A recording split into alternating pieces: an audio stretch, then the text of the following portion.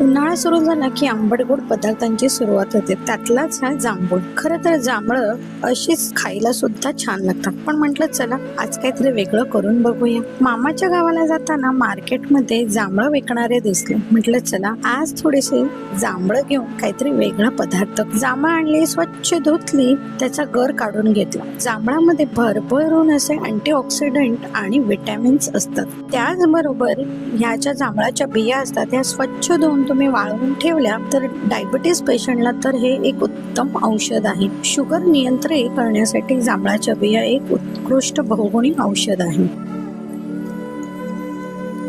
तर आता या गरासोबत मी 1 चमचा जिरं पावडर, 1 चमचा चाट मसाला, साखरऐवजी गूळ घातलेला आहे, मीठ घेतलेलं आहे आणि त्याचबरोबर लिंबाचा रस. तुम्ही गुळाच्या ऐवजी साखर सुद्धा घालू शकता. मस्त असा जांभळा रंग आलेला आहे आणि आपला शॉट आता तयार झालेला आहे. मीठ आणि लाल तिखट घालून मस्त असा ग्लासाला लावून घ्यायचा आहे आणि आपलं थंडगार बर्फासोबत सर्व करायचं आहे.